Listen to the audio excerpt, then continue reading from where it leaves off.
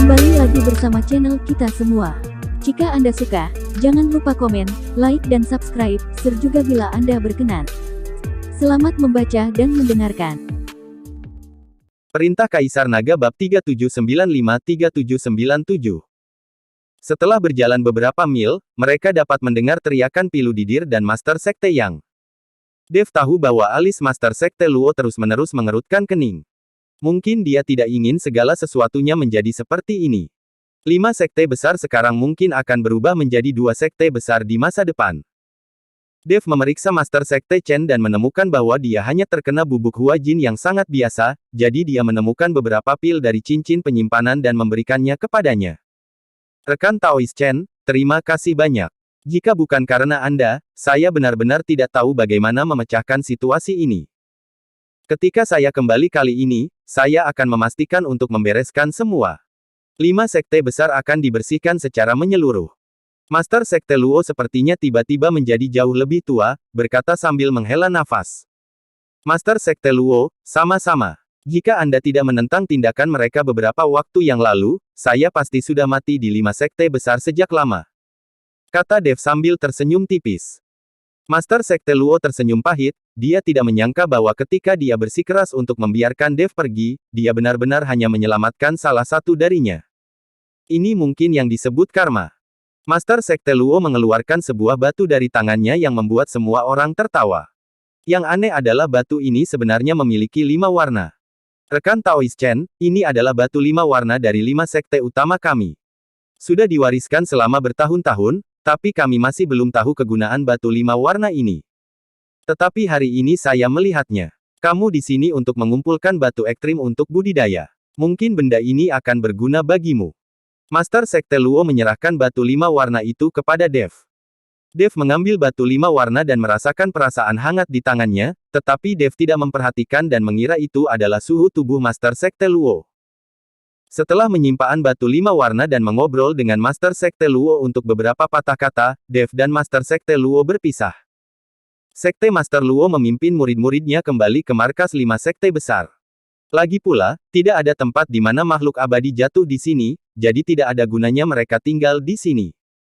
Terlebih lagi, Didir dan 2 lainnya baru saja mati, dan murid-murid di bawah sekte mereka masih perlu diyakinkan dan dikelola.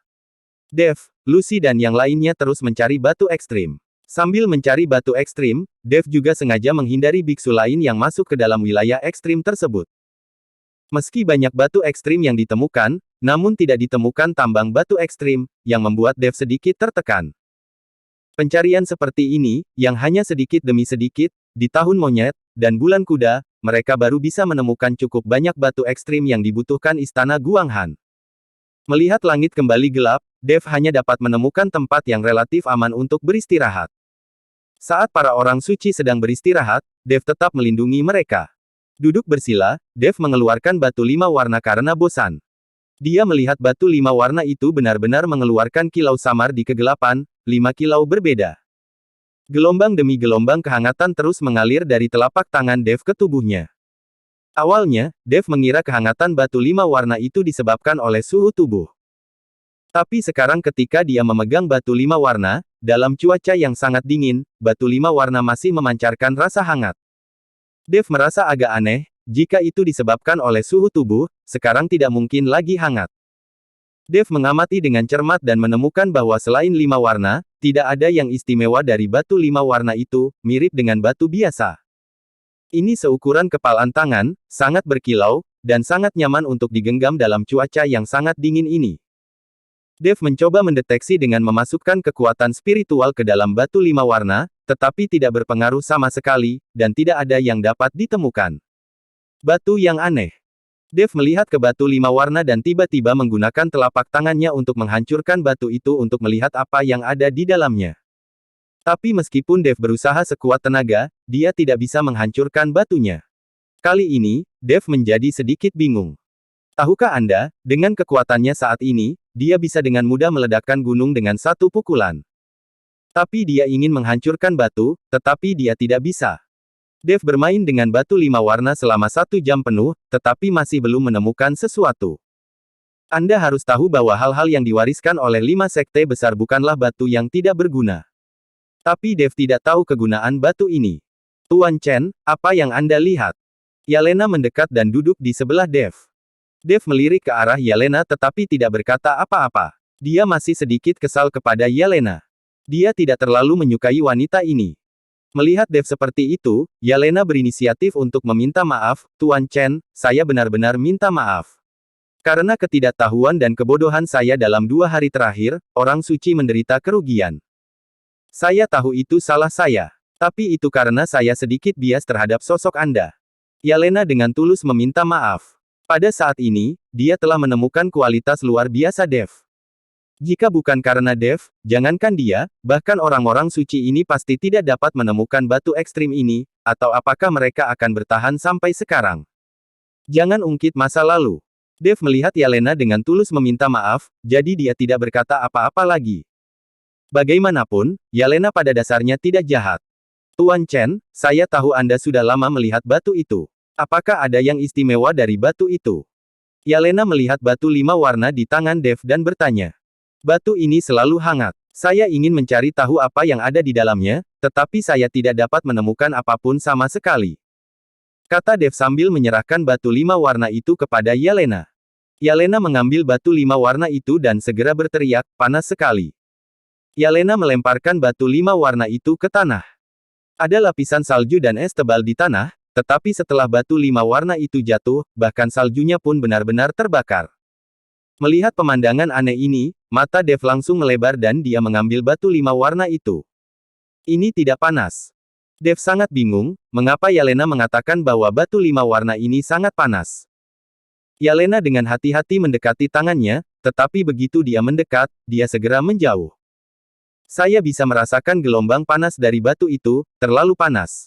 Kata Yelena. Dev sedikit bingung sekarang, dia tidak mengerti apa yang sedang terjadi.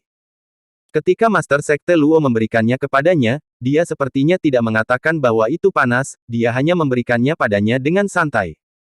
Dev melihat batu 5 warna di tangannya, dan kemudian melihat bekas terbakar di tanah. Tanahnya tertutup es dan salju, tapi bisa terbakar, aneh sekali. Tuan Chen, sudahkah Anda mencoba melihat apakah batu itu akan berubah jika dibakar? Kata Yelena. Ketika Dev mendengar ini, dia merasa bisa mencobanya, jadi api menyala di telapak tangannya, dan Dev memegang batu 5 warna di tangannya. Api membakar batu 5 warna itu dengan hebat, dan tak lama kemudian cahaya di batu 5 warna itu mulai redup. Kemudian, batu berwarna-warni itu akhirnya berubah menjadi warna gelap. Pada saat ini, Dev sedikit tercengang dan membakar batu 5 warna menjadi hitam. Ini, bagaimana bisa seperti ini? Tepat ketika Dev bingung, batu itu perlahan retak. Segera setelah itu, batu 5 warna itu hancur, dan sebuah benda seukuran inti kristal terlihat di dalamnya. Inti kristal ini sangat jernih, tetapi ada juga 5 warna di dalamnya, dan ada nyala api yang sangat halus di setiap warna. Kali ini, Dev mengambil inti kristal di dalam batu 5 warna dan perlahan menyuntikkannya dengan kekuatan spiritual. Cahaya tiba-tiba bersinar ke segala arah, dan cahaya warna-warni memantulkan separuh langit menjadi merah. Api di dalam mulai berkobar hebat. Ketika Dev melihat ini, dia sangat ketakutan sehingga dia segera menarik kekuatan spiritualnya. Penglihatan seperti ini dapat dengan mudah menarik perhatian orang. Jika ini menarik perhatian biksu lain, itu akan merepotkan. Cantik sekali, kata Yelena dengan wajah terkejut. Astaga, esensi api pamungkas Raja Bintang Api. Pada saat ini, suara Raja Iblis Awan Merah terdengar di benak Dev. Dev tertegun dan dengan cepat bertanya, Senior, apakah kamu mengetahui hal ini? Apakah kamu mengingat sesuatu? Raja Iblis Awan Merah menggelengkan kepalanya, dan kemudian berkata, meskipun aku telah kehilangan ingatanku, aku mengetahui hal ini. Itu adalah esensi api pamungkas dari Raja Bintang Api.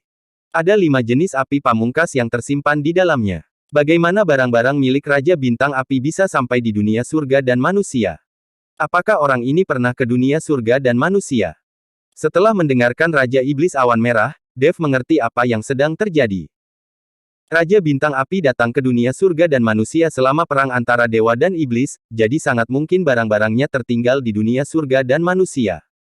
Dev melihat esensi api pamungkas di tangannya dan sangat terkejut. Dia tidak pernah menyangka akan ada banyak jenis api pamungkas. Bintang asal berkedip. Jika Dev ingin menyerap api pamungkas dalam esensi ini, itu pasti dapat meningkatkan asal-muasal apinya cukup banyak. Dan seperti yang dipikirkan Dev, kekuatan asli elemen api mengalir ke dalam esensi seperti banjir yang bergulung. Api merah di jiwa mulai perlahan menjadi lebih jelas, dan cahayanya menjadi lebih menyilaukan. Api sialan. Dev terkejut dan dengan cepat memutus kekuatan aslinya. Dia awalnya ingin menyerap kekuatan dari esensi api pamungkas ini, tapi dia tidak menyangka ternyata kekuatan aslinya akan ditelan. Apakah kamu gila? Kamu hanyalah seorang biksu kecil di alam kesengsaraan transendensi, tetapi kamu masih ingin menyerap esensi api dari Raja Bintang Api. Raja Iblis Awan Merah berkata dengan kaget. Dev menggaruk kepalanya, dia hanya ingin mencobanya, tapi dia tidak menyangka esensi api pamungkas itu begitu kuat. Omong kosong. Jika tidak bisa diserap, sepertinya ini tidak ada gunanya. Dev melemparkan esensi api pamungkas ke dalam cincin penyimpanan. Jika tidak bisa diserap, tidak ada gunanya bagi Dev. Tuan Chen, apa itu? Yelena bertanya dengan rasa ingin tahu ketika dia melihat Dev sudah lama tidak mengatakan apa-apa. Hanya pil monster, tidak ada gunanya. Kata Dev acuh tak acuh. Bahkan jika dia memberi tahu tentang esensi api pamungkas Raja Bintang Api, Yelena mungkin tidak akan mengerti. Tepat setelah Dev selesai berbicara, tiba-tiba suara yang menembus udara terus berdering. Seseorang mendekat. Dev mengerutkan kening dan segera menjadi waspada. Ketika Yelena melihat ini, dia mengingatkan semua orang suci yang sedang beristirahat. Di kawasan kutub ini selalu ada bahaya, jadi selalu waspada. Dev merasakan arah suara itu dan menjadi bingung. Biasanya, di wilayah kutub ini, karena adanya medan magnet, tidak peduli biksu jenis apa, mustahil untuk terbang dengan cepat dan dalam waktu lama. Tapi suara yang terdengar sekarang jelas merupakan suara terobosan di udara akibat penerbangan cepat. Segera, sesosok tubuh muncul, menuju ke arah Dev dan yang lainnya dengan sikap yang sangat cemas. Dev sangat waspada, kesadarannya menyebar, dan dia juga mengambil pedang pembunuh naga di tangannya. Kalau lawan bisa terbang begitu cepat di wilayah kutub, kekuatannya pasti cukup tinggi. Saat lawan semakin dekat, Dev terkejut saat mengetahui bahwa lawannya ternyata adalah tubuh roh, aura di tubuhnya tidak menentu, dan seluruh tubuhnya seperti tertiup angin. Master Sekte Chen. Dev melihat pihak lain dan langsung terkejut. Melihat itu bukan tubuh fisik Master Sekte Chen, tapi hanya jiwa yang tersisa, Dev akhirnya tahu mengapa pihak lain bisa terbang. Namun, Dev tidak mengerti mengapa Master Sekte Chen menjadi seperti ini tidak lama setelah mereka berpisah dari Master Sekte Luo dan yang lainnya. Master Sekte Chen jelas panik dan tidak memperhatikan Dev dan yang lainnya sama sekali. Mungkin dia belum beradaptasi dengan identitasnya sebagai jiwa, jadi dia terbang tidak menentu. Master Sekte Chen. Dev melompat dan berteriak kepada Master Sekte Chen.